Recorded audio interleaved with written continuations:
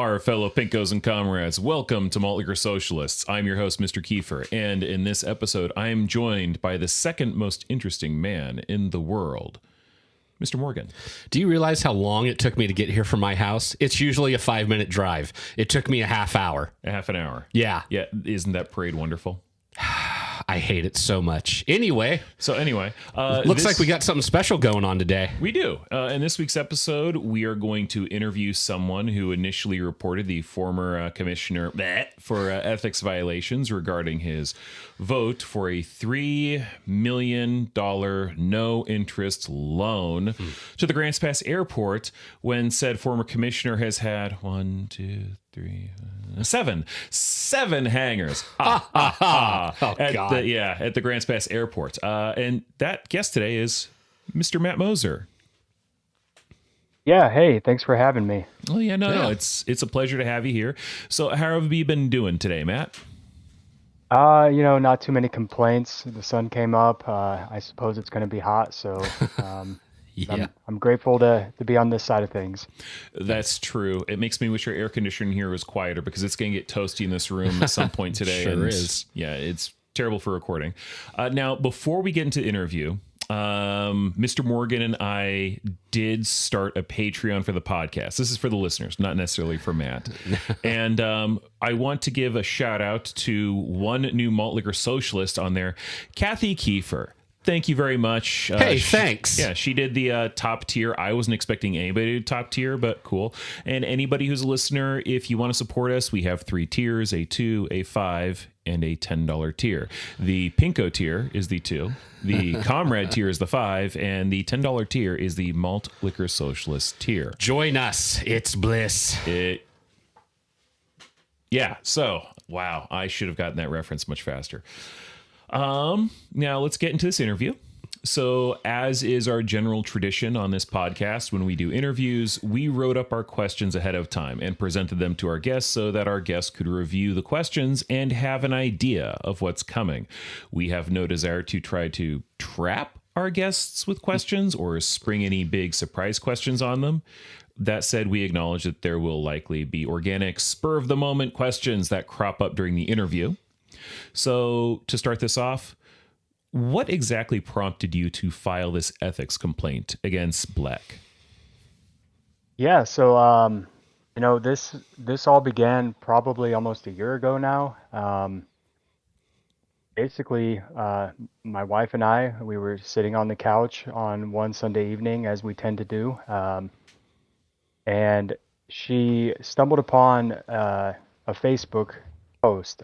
Some local community member, I won't state their name, but they posted a screenshot of a spreadsheet with a bunch of numbers and figures on it, and this spreadsheet purported to be ARPA funding, some of the allocation for the ARPA funding, which is the American Rescue Plan Act. It was part of a almost $2 trillion investment from the federal government into local government. Lots of things could be used for it, but I kept seeing over and over on this spreadsheet expenditures for the airport here in Grants Pass. And if anyone doesn't know, the airport here in Grants Pass is a pretty small regional airport, a lot of puddle jumpers and things like that. I'm sure there are some jets there, but so I saw that, and at the time in our local government, we were the community seemed to be trying to use some of these funds for improvements that would benefit community members, like a wider swath of the community, like things like the public library and the caveman pool here, which is a really old outdoor pool.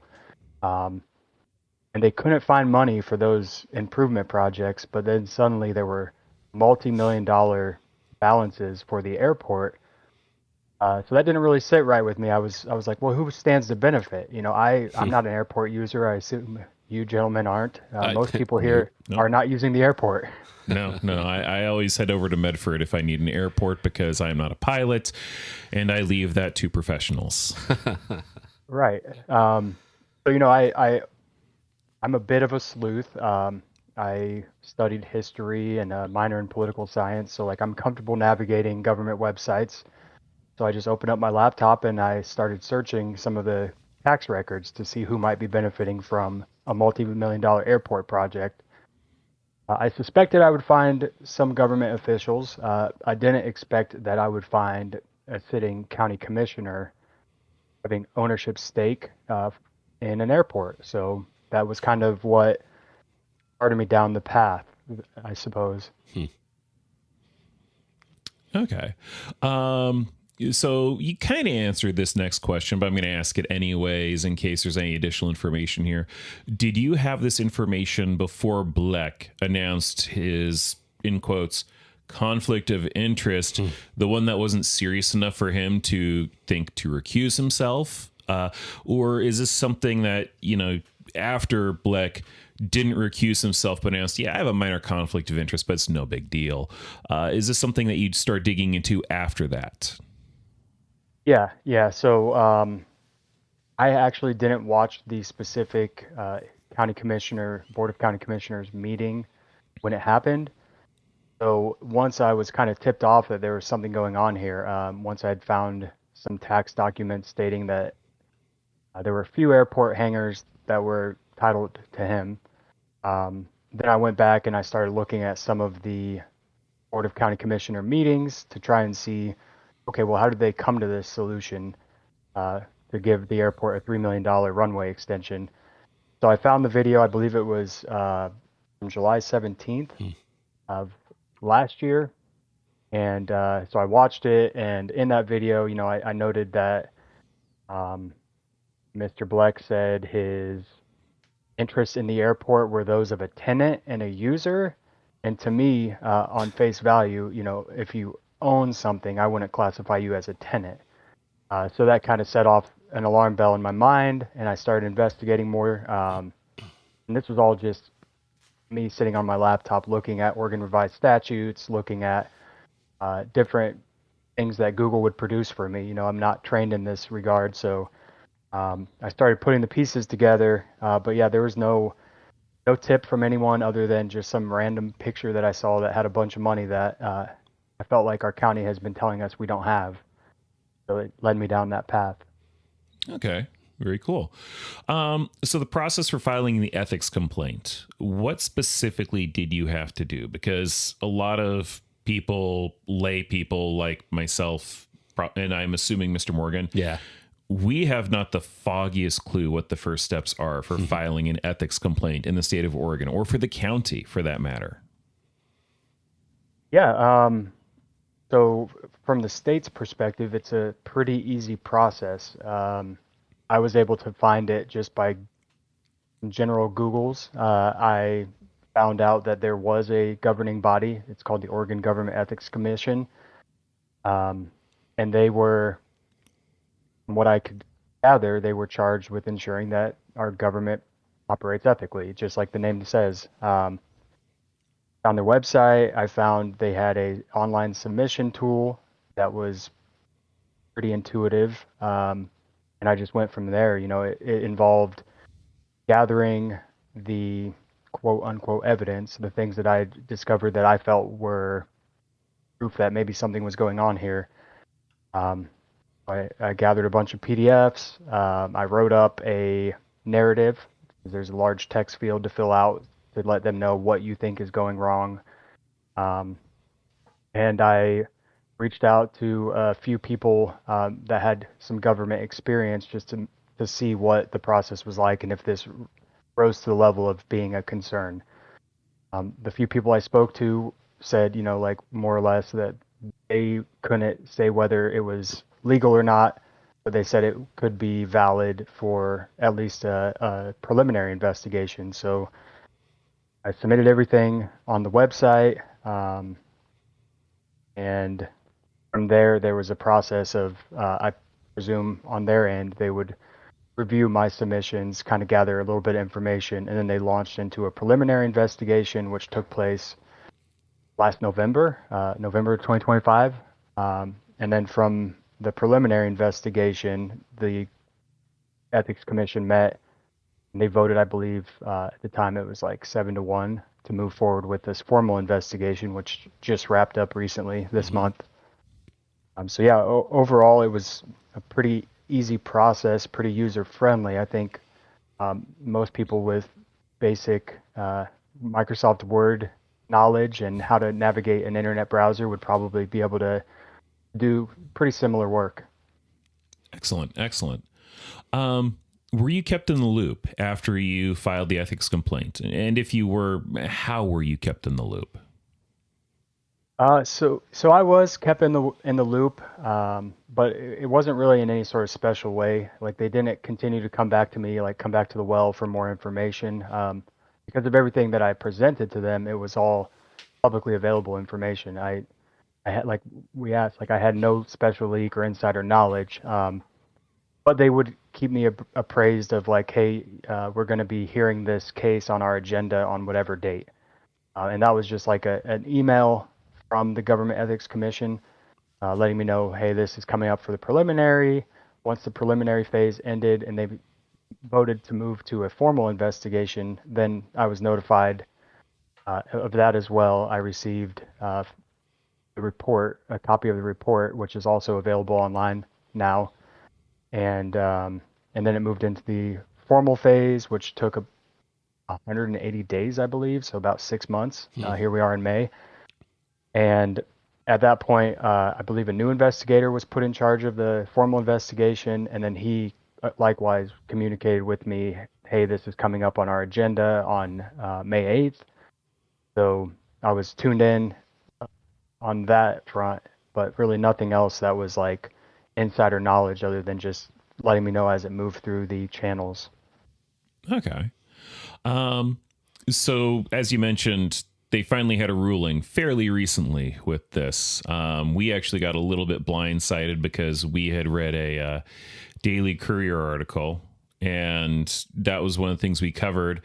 Literally covered that the day before the follow-up article with the results. We ourselves weren't particularly happy with it. But how about you? What your opinion on the ruling of the Ethics Commission? What's that?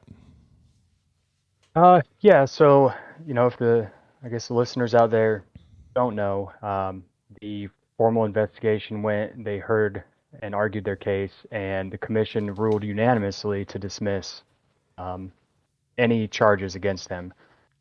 So obviously I was a bit disappointed. I don't feel like I had a vendetta against Bleck. To me, he's just some random guy on the street. Obviously, he had a title at one point, but it wasn't personal. It was, to me, straight up just, it felt unethical. So that's why I was on the path. But I was disappointed. I went back and I watched the video to hear what was presented. It sounded like the investigator in charge was recommending that they entered a contested or a stipulated agreement for his statement of economic interest. So it was kind of multifaceted. There was a conflict of interest complaint. There was a failure to disclose his potential conflict of interest, and then there was a statement of economic interest. So basically, on his statement of economic interest, he did not include the airport property as his real property. So they thought that was the only actionable item, was the fact that he did not claim those properties. However, the commission found that the rule was ambiguous enough that they couldn't expect a sitting county commissioner to understand property law well enough to know that he should have claimed those things. That was my understanding of the investigation.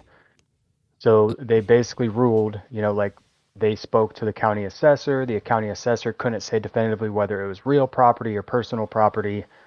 So they said, because the county recorder doesn't even know the proper classification of this property, how could we expect an elected official, I suppose, to know it? So they moved to dismiss on those grounds. I find that completely and utter horse shit. Here's my thoughts on this, because I've had a long time to fucking think about this now. So if I have, let's say I have 7 toolboxes, and I go down to a mechanic shop and I say, hey, I have these toolboxes. They're on wheels. Can I park them in here and maybe, use your shop from time to time? If that shop says, yeah, fucking no problem, like just hand us some money and then you can have your toolboxes here and do your shit. Okay, that's cool.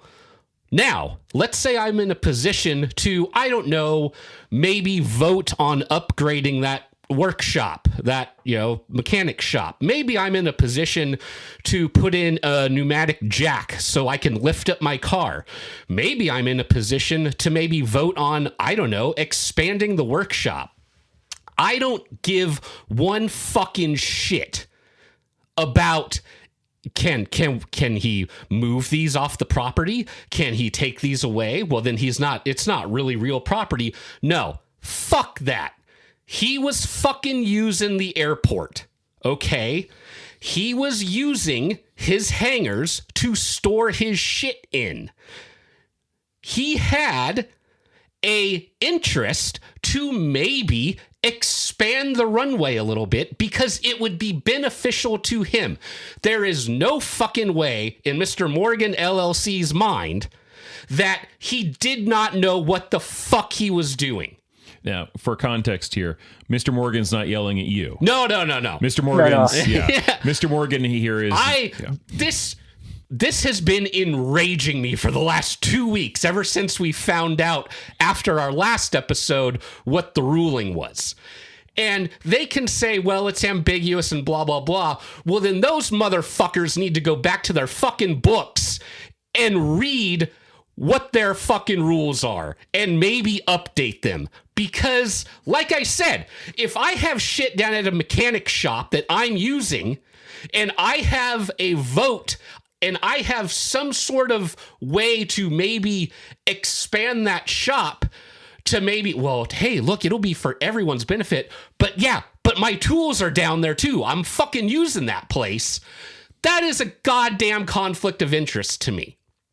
And I don't care what the fucking commission says right now. They need to go back to their books. They need to read up on this kind of thing, because there is no way he did not know that there wasn't a conflict of interest, that, whatever it is. There's no way in my mind. He is a grown man in a position of power in the county. No fucking way. Yeah, well, and my opinion on this too is, even if for some magical thinking reason, if Bleck did not actually realize, oh, wait, this actually is a conflict of interest, I should recuse myself from this because I will benefit greatly from this. Even if it's the case that he did not realize that, which again, bullshit. The Ethics Commission should still be going, okay, well, there's still consequences for this, because it's not a matter of you're a grown adult. You should have known this. The fact that you didn't know this, or it didn't come to your mind to go, wait, I need to double check on this. Just going, hey, I may have a conflict of interest, but it's no big deal. I'm not going to recuse myself. That's not acceptable. Yeah. What should be acceptable is, I may have a conflict of interest. I don't know. I'm going to recuse myself. Or beforehand, because he knows it's going to be on the goddamn docket, going, okay, I need to check to see if this will be a conflict of interest. I need to check with like an ethics board or something to see, will this be an issue? Yeah. Do I need to recuse myself? Yeah. The fact that he did this almost seems like it was a way for him to be able to plead ignorance. And what's the expression? Ignorance of a crime is not innocence of a crime. Correct. So the fact that he did this, if he was indeed ignorant, I mean, maybe a lesser consequence, but still a consequence is in order here. And yeah, we were both very, very disappointed with the outcome with that. I don't know if you could tell, but I was enraged. Yeah, no, I definitely can see the passion, and I appreciate it. Yeah, I mean, I was kind of taken aback too. I think, after reading the formal investigation, it seemed like it was going to reach a conclusion that confirmed that there was something shady going on. Perhaps, the investigator indicated that he spoke with an airport manager. The manager said it would be, I can't quote it because I don't have it in front of me, but it was basically, it would be very difficult, if not impossible, to move these so-called modular portable hangars. If you go out past the airport, I've never gone there. I go out to the animal shelter to hang out with animals, so I see it a lot.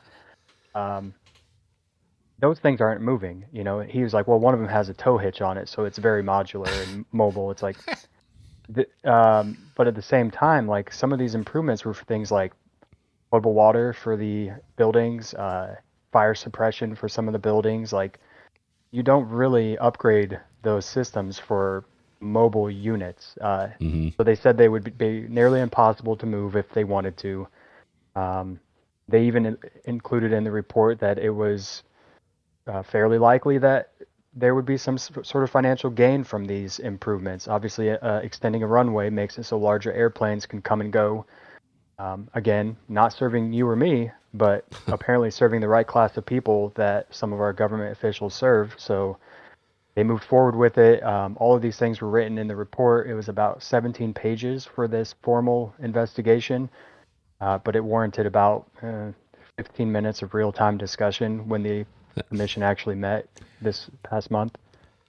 That Yeah. seems suspicious. Yeah. And that's, and you know, the whole modular thing, that's why I mentioned, like, you know, my toolbox on wheels analogy. It's like, even if he says he can move them, you still have them at the airport. You're using them. Just like if I had tools at a shop. Like, yeah, okay, I can move my toolbox, sure. But am I going to? No, I have an agreement. Well, the other thing here that is a concern to me, because right now we're just talking about this in terms of, okay, he has like about 7 hangars. They're quote unquote mobile. But even that, we're just looking at this like, okay, Black is the only one using them. And he owns these. I don't think he has 7 airplanes. I could be wrong, but this seems like something that's more of a business investment for him. Like, hey, I have this hangar. If you land here, you can pay me money to use my hangar to repair this. And to go off on the toolbox metaphor you have for the garage, that's basically like saying, hey, I have these toolboxes. Yeah. I'm going to put them with the tools in your garage. And then if somebody wants to, you know, needs to come into the garage and use the garage, they can use my tools. Yeah. For a fee. Sure. And in which case, if you are going to do something that's going to expand that garage and or expand that runway so that you have more people coming in, you have literally just juiced up your business opportunities because you now have more people coming in to use these, you know, services that you quote unquote provide. That really weirds me out. Yeah. And something that I had also, I believe, you had mentioned this a little bit before, Matt, when you had first brought this up to me. But this was also something I caught in the newspaper when they said, oh, yeah, Bletch argued that they're portable or they're temporary. And just for shiggles and gits, I decided to look into what actually is a temporary air structure. And yeah, apparently there are temporary air structures, and they're almost exclusively used by the military. It's like, it's a temporary structure. It's not meant to like be there for long term. You set it up so you can have a temporary runway, temporary place to, you know, work on your airplanes, and then it tears down. It can fit on a trailer, but it doesn't have indoor plumbing. It doesn't have its own fun, you know, like hooked up to the electrical grid, like I presume these are. These are effectively permanent structures that he can technically move if he wants to go through the hassle and pain in the tuckus of disconnecting them from sewer, electrical, just totally disassembling them, moving them somewhere else, which is not realistic. I mean, I could say my house is a temporary structure because technically, if I was willing to pay somebody enough, we could disassemble it and reassemble it somewhere else. It doesn't mean that it really is a temporary structure, but technically it could be. It seems very silly. Yeah, it likewise. There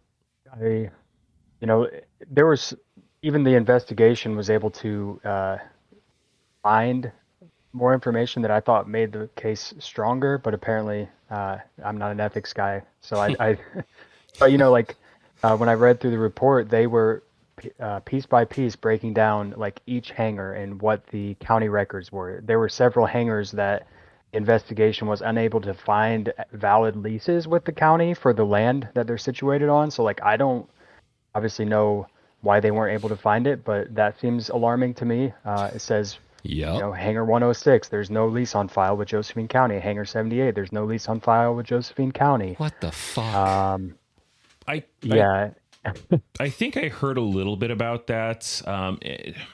Again, I don't have a lot of clear details on this, but I think it had to do with some complaints that had to do with the general airport manager.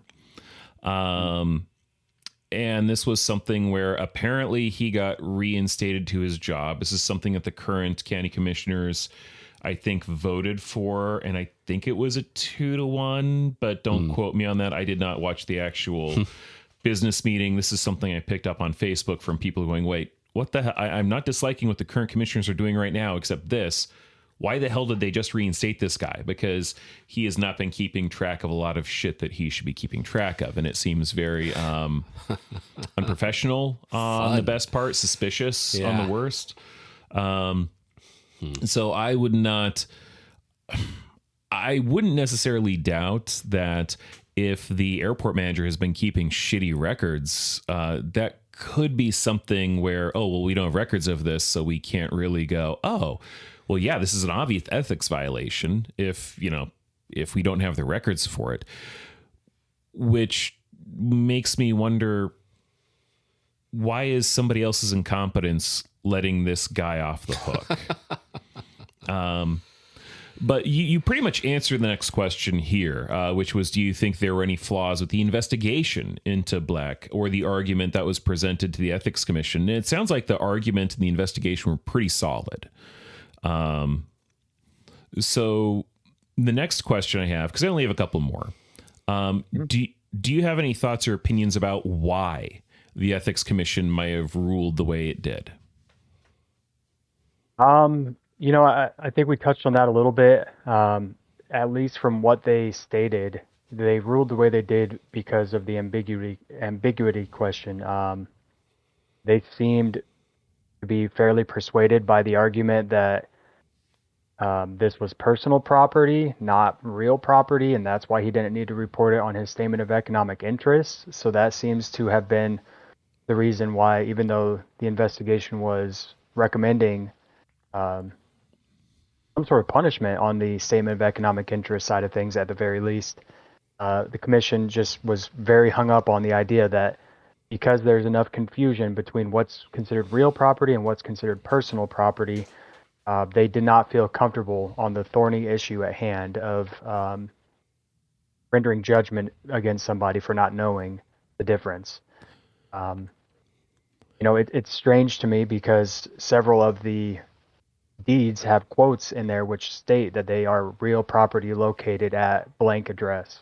So it almost seems like that answers the question at hand of whether it's real property or personal property. It says in the deed of sale that this is real property. But nonetheless, the commission found that it was thorny enough that they could not in good faith move forward with some sort of entering a judgment. So they moved to dismiss. Yeah, I think it's pretty unsatisfying because, like Mr. Morgan said, like they could have walked away and been like, oh, actually, we should update the language here. We should make it more accessible. So our people that we serve, what should be us, right? They can understand what they're reading, because not everyone has in-depth reading comprehension skills at the level of legalese required to interpret these statutes. So they could have walked away and been like, hey, let's make this more accessible. So even if our commissioners don't understand it, we can't expect our citizens to, but they just kind of walked away and left that gap there. Yeah. And it sounds like even they said that there's ambiguity in it. So if your rule book has ambiguity in it, then it's not a rule book. Go back and maybe figure this shit out. Yeah. You don't make a ruling just because, well, the rule book's ambiguous and it's a little thorny. So, we'll just drop it. It's fine. No, fix your rule book. Yeah. Right. Could you imagine, like, I don't know if you have kids or not, but like going out to a t-ball field and watching your children play t-ball and your child loses on a technicality because the umpire's like, well, yeah, I mean, they slid across with their left foot instead of their right foot, so I can't say whether they're safe or not, so we're just going to call it a tie game. Everyone would leave pissed off. You know, like we don't accept that from the most trivial of matters in our lives. Like, why are we accepting it from government, which is supposed to serve us? Right. So it's just, that's kind of like, I'm not necessarily disappointed that Bleck wasn't held accountable. Like, he's nobody to me, I'm no one to him.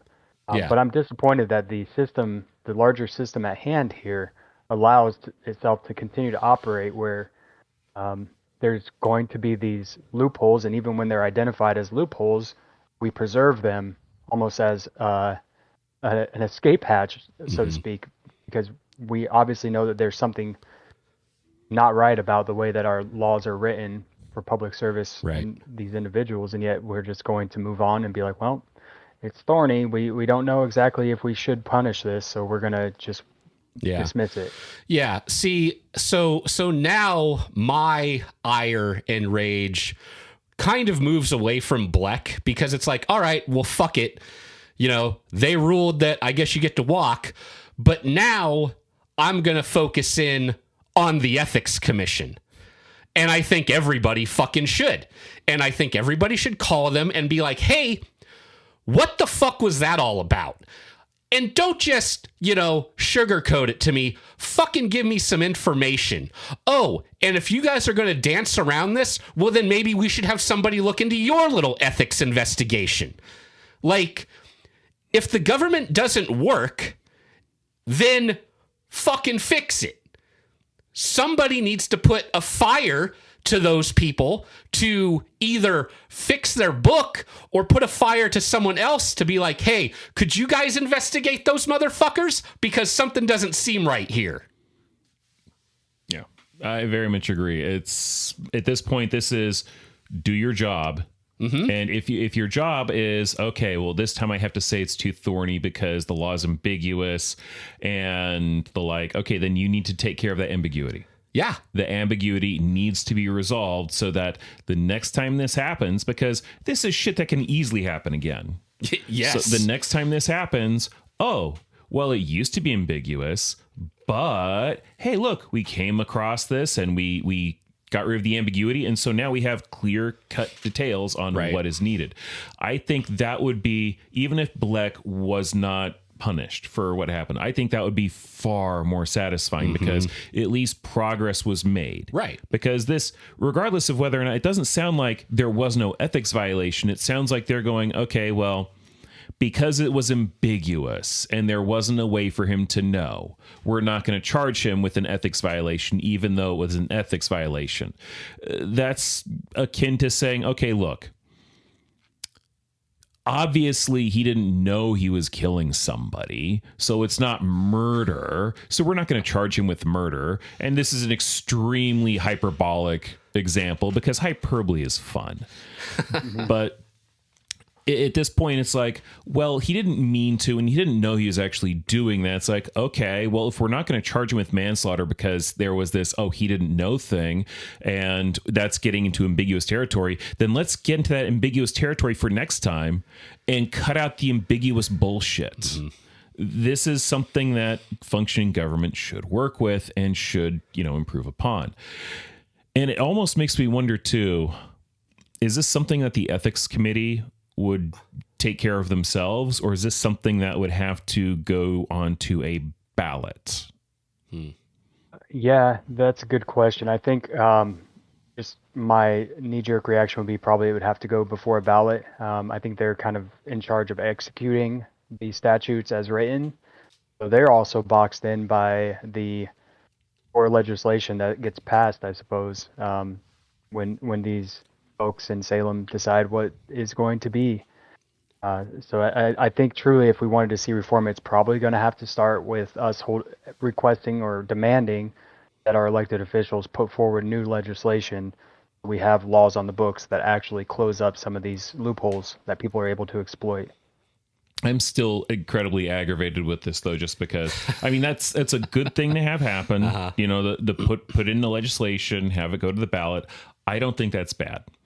What bugs the shit out of me is we have recently had, tied in with these same former commissioner, a very similar situation where with the recall, And hey, with our county charter, there wasn't any clear detail for how do we work with this? Because now we have two that are, one's recalled, the other one resigned. Oh, God. And you had all these people going back and forth. It's like, well, the charter's not clear on this. And the county basically said, okay, we'll need to fix this for later. But right now, since this one was recalled, this one resigned, and the third is going, nope, I'm recusing myself from this. This is stupid. This is bullshit. I'm recusing myself from this whole thing.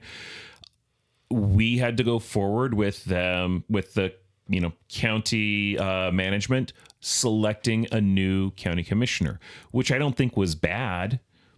But it would have been much more satisfying again if they would have done something other than, no, it's too thorny. We're not gonna wade into it, because it's I still don't see it as ambiguous. That is so freaking stupid. I don't either. It is, yeah. That's interesting. I have so much to say on that level. You brought up the recent drama with recalls and resignations. I got to see a little bit of the inside scoop on that, because I don't know if you knew, but I was one of the candidates that actually applied for those appointed positions, and I was interviewed for one of those positions, and so I was actually able to sit through that process and kind of see how messy it was from inside as well. It was a mess. Okay. Yeah. I mean, at some point, heck, even if you have time, that'd actually be interesting to hear a little bit of, because when we could definitely chat about that after. Yeah, because when that first happened, Mr. Morgan and I both, as a lark, initially signed up for it's like that. It was the first time around when Bleck, as a shyster who is trying to do a loophole, said, okay, I'm going to resign effective Monday, so that this weekend I can help look over all the applicants and help screen shit. And then the state said, no, that's not how this works at all. You put in your resignation letter on Friday. There is no post dating this. You put it on Friday. You resigned as of Friday. Get the fuck out of the office. And yeah, Mr. Morgan, after that whole thing, and then they re-released it, and afterwards, like, okay, well, now it's not so much the drama. We're not going to reapply, and we didn't. Yeah, but we thought it would be interesting at the very least just to be able to go in there and see. So how does this work? Yeah. So. Well, I've only got one other question on here before we're done with the main topic. And that question is, do you think that Bleck may yet face consequences for his ethics violation? No, I don't. I think basically when they dismiss these things like that, whole matter is settled in the eyes of the Oregon Government Ethics Commission. So I don't think he's going to face any consequences. In fact, do we ever really see these kinds of people face consequences? In my opinion, we really don't. And it's frustrating. I've only lived here in this community for about 4 years, but I chose to be here. So like the folks that were born and raised here, like they probably know it a little bit better. But I wanted to be here. This is where I call home with my family, and I just haven't really seen in those 4 years. There's been plenty of source material to go by, and we don't really see these consequences sticking to a lot of these folks. Right. So yeah, for Bleck, I don't think that for this airport situation, I think he's basically in the clear. Clear skies ahead for him. So it's unfortunate, but that's where it lies, I think. But I don't regret the time that I spent putting into this. If presented an opportunity, I would probably do it again if I felt that somebody was representing me and they weren't doing it in the ways that align with my values and are performing unethically, in my opinion. I would certainly bring that to the attention again, because I think that's how we continue to chop down this nasty growth that we have inside of our local, state, federal government. We have to continuously show up to these inflection points and put the pressure back on them, because we don't have the capital and we don't really have the army of people behind us. All we have is the power of our pen at times like this. So although he's clear this time, I think he still pops his head up from time to time. I don't think he's gone from our daily lives. Yeah. In fact, I mean, we all know he tried to run for this position again, and I don't know, there's probably some backdoor deals that happened that got him off the ballot, but I Yeah. don't think he's gone. I don't think his kind of people are out of government. I just think that they shift around a lot like whack-a-mole. Yep. Yeah, no, we've got what was it? He was one of those people that I classify as one of West's lackeys. Yeah. Up there with Barnett, and now we've got West running again for commissioner. And unfortunately, I'm happy that Colleen Martin got the gross majority of the votes for Commissioner 1, but she didn't get the 51% needed to say nope, no election this coming November. It's her. That's it.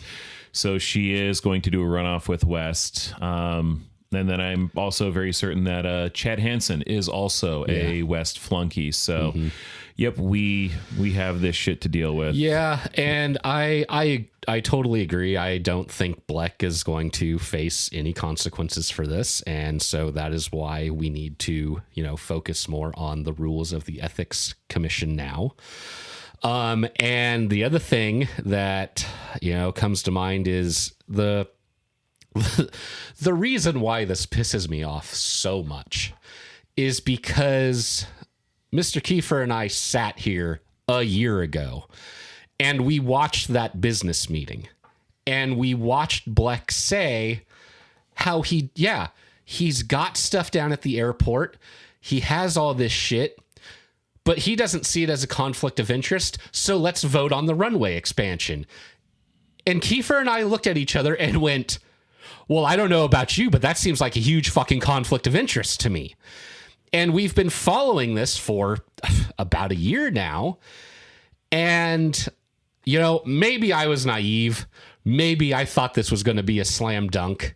And, here we go again. It's not. You say you've only been around here for 4 years. And I have to tell you, the weeds are pretty thick around here. Which is another reason why we're even doing this podcast is because, you think it's bad? Oh no, we'll tell you just how bad it really is. And yeah, they will continue to pop up. Like we saw in this last election, they're trying to create a coalition amongst themselves. That's why you have West running. That's why you have Hansen running.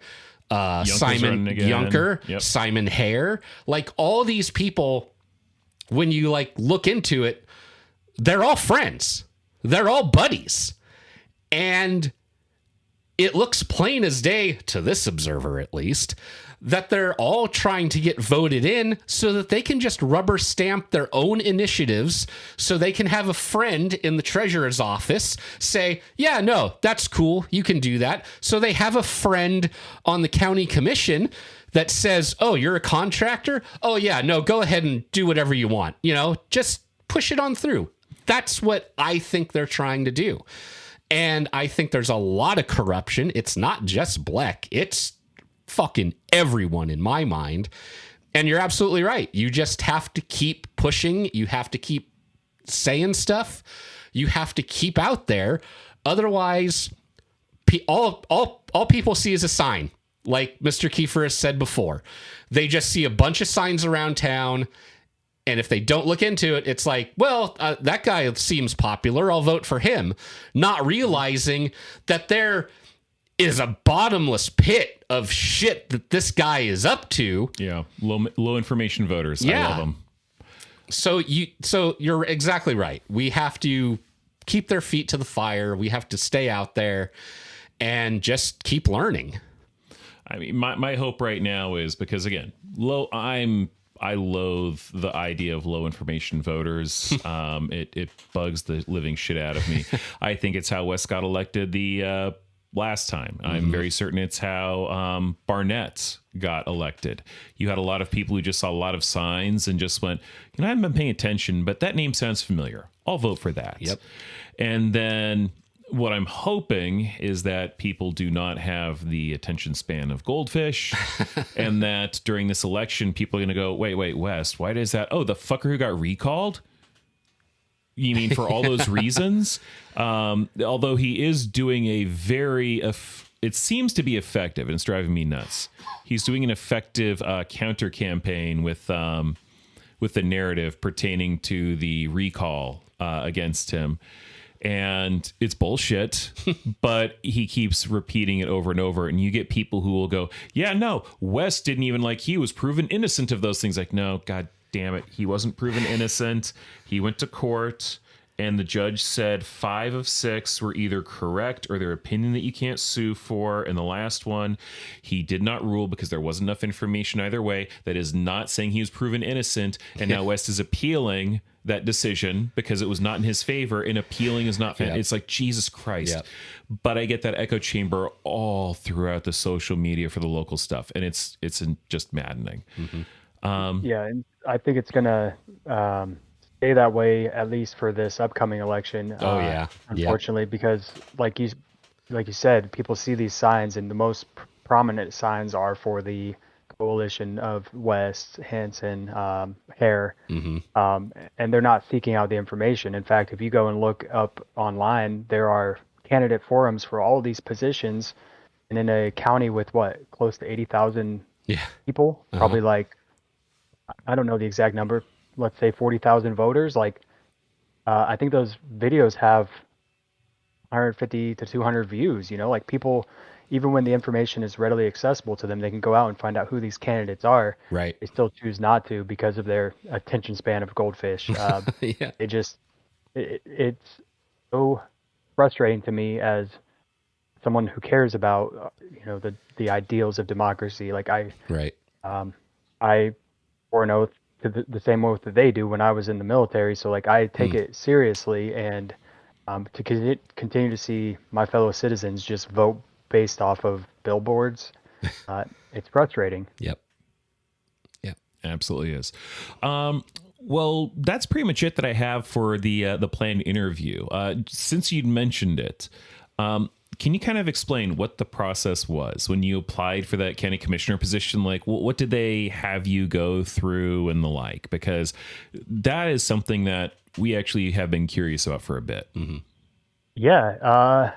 So it was very similar to how you both described. When I saw I'm not super active on Facebook. I think my wife showed me hey, look, the county is taking applications for these positions. So I wouldn't say it was necessarily a joke. I put an application in, and I made sure that my resume was tailored to the position. So I put enough effort into it. And then just like you said, they ended up throwing all of those applicants away because of some technicality, because of the fuckery that was at hand. Yeah. So they reposted it, and I was like, well, you know what? Let me do it again. I already have it all ready. So I reapplied to the position. I was initially denied because they picked I think 4 candidates. The whole thing was crazy. The board of other elected officials, there was one individual who wanted to only nominate 2 people, which there were 2 positions to fill. So that felt weird. It's so we already know what we're doing here. So there was some back and forth. I think they landed with 5 candidates, and then somebody in the community, I don't know who, but they inquired about veteran preference because it is a hiring process for the state. I guess they found that they needed to apply veteran preference. Mm-hmm. I'm a veteran, so I think once they went back and applied the preference points, then they said, hey, we actually do want you to come in for an interview. So I accepted the interview and prepared for it like I would for anything else. And within about a week, I was showing up into the meeting room to be interviewed by the 6 other elected officials of our county. It was fun. I was certainly nervous. I had never had a soiree into the political realm. It was my first, I guess, quasi attempt. Mm-hmm. But it was enjoyable. I think I prepared well. I definitely interviewed well, so much so that actually when you go back and watch the video, as soon as I leave, they discuss hey, how are we scoring this process again? God, can we know ahead of time? That was a messy thing. We could have a whole probably episode about it because after I left, they were discussing it. One of the individuals was concerned. He said, how will we know that the person we expect to win wins if we do this blind, so to speak? Because originally the plan was to score them and then submit your score sheets, and then they would tabulate it, and the two highest point getters would be appointed. So ranked choice voting. Yeah, but the individual that had the concern, he wanted to know, like, how do we know that the person we expect to win is going to win? So they went back and forth for about 10 minutes after my interview, and they decided, disagree with this decision, they decided they were going to take their score sheets home so they could ensure that the people that they thought would win would win. To me, I've sat a lot of boards, whether that's in the civilian sector or the military. The way you vote on those things is for a reason. You vote so there's no appearance of favoritism. So they were originally supposed to turn in their ballots after each interview, and then I believe the recorder was going to tabulate everything, and then whoever won was going to win. But instead, they decided, we'll take our ballots home.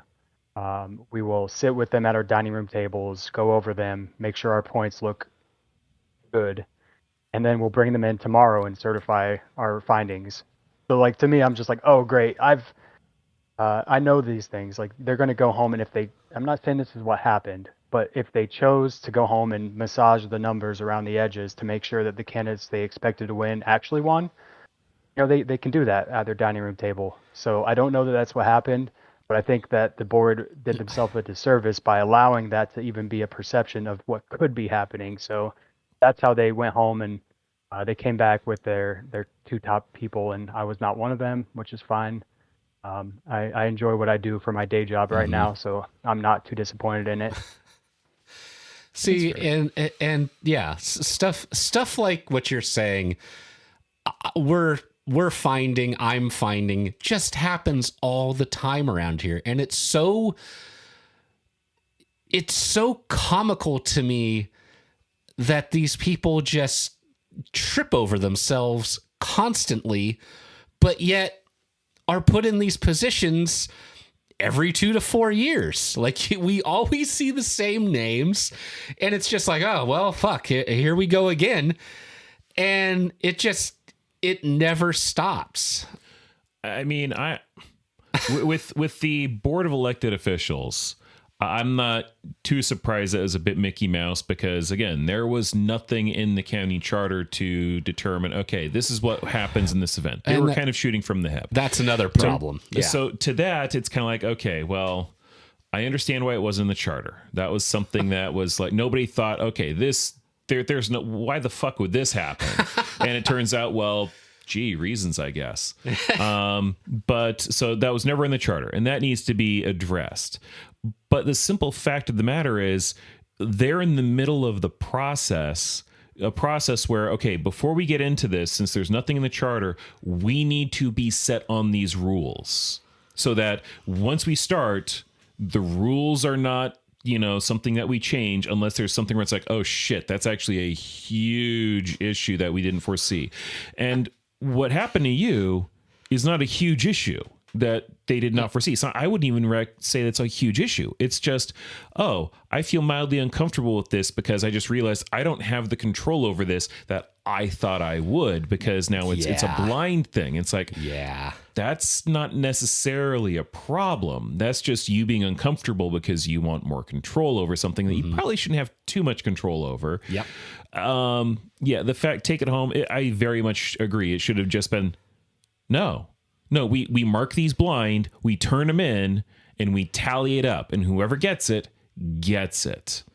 That way, it's like you, at the very least, you're going to get the person who, on paper, is going to be the best person. And you also look at it as you pointed out, it removes any potential, even illusion of conflict of interest. It's like, no, we did this. This is what we came up with. None of us is like, this is who what I saw in these people. And maybe I wanted this person, but I have no idea if they're going to get it or not. I just know the scores I marked down, and this is why. It boggles the mind. Yeah, I agree. I mean, maybe I'm a bit too I try to see the best in people, so I agree with what you said as well. Like these other elected officials never really had any experience, or they didn't anticipate being in that position. So I think they were truly doing the best that they could in real time on a big stage. But you know, it's still the case is like when you step up and you volunteer and you raise your hand to be in those positions, like we expect greater things out of those individuals, or at least we should. Mm-hmm. I don't think we necessarily demand it though. So they get in those positions, and it was foreign to them, and they navigated it the best of their ability. So I give them some credit because it at least got us away from what we were dealing with a year ago. You know, it seems like we have a few more adults in the room. Yes, Thank God. Very much agree. Colleen Martin, I have not been disappointed with her by and large. I think she's done a good job. I keep forgetting the other guy's name. Is it Richardson? Yeah. I don't dislike him. I think he's a bit too quiet, softly spoken, but I don't generally dislike him. And Ron Smith, I'm okay with. When Ron Smith first got in office, my immediate thought was like, God damn it, he's going to be a puppet. And I will be honest, I don't think Ron Smith is the brightest. I don't think he's necessarily like the best person for that specific position, but Ron Smith has very much surprised me because he has an ethical backbone, at least, where it's like, I might disagree with him on stuff, but the fact that he took himself out and said, okay, I realize this is a huge conflict of interest. I am recusing myself from this because this is insanely this is not how this should be run. The fact that he did that to me is just, okay, Yeah. I didn't vote for him, but I'm actually happy he's in office. It was the same thing when after West was kicked out and Black took his position, and then you had these emails from West to the county commissioners at the time saying, okay, if you vote to, to reinstate the library's lease, or, all this stuff, I will make sure that you are recalled. And Ron Smith just said, cool. Share the emails, share it to everybody. And it's like, so here we have like, oh, so West is out of office, but his influence is like, it's still just wrapped around in there. It was disgusting, but I'm happy that Ron exposed that. That was good, ethical commission work. And yeah, I'm actually, again, I'm not tickled pink that he's in there, but I have to admit, he's doing an okay job. Yeah. So, Matt, do you have anything else that you would like to add while we have you in here today? Can't think of anything off the top of my head. I think it's been a lot of fun. This is something I've never done before. Like all of these experiences, whether it's getting involved in government, putting my name in the hat, like they're all one-off for me. So this interview has been one-off. I've never done anything like it, and it's been terrific getting to spend the morning chatting with you gentlemen. Yeah. Well, thank you. All right. Yeah. It's been a pleasure chatting with you as well. Yeah. Mr. Morgan, before we close out for the day, do you have anything else you would like to add? I mean, glad we got to interview you, Matt. Thanks for coming on. And I think, we just need to keep hammering at these people. We need to make sure they are uncomfortable so that when they pull shit like this, they're told off, basically. Yeah. No, I'll be out there, doing what I can. I'm not, like I said before, I'm disappointed off of this specific experience, but I'm not deterred. Sure. I think that's the only way through this is for people like us, people like myself, to continuously try to hold these people accountable. Truthfully, this is the cleanest way out of this mess. So people need to continue to, or if they're not doing it, they need to get engaged, because we're probably not going to see that pendulum swing back without something. And this is probably the best something, is to be involved like this. So I'll keep doing it.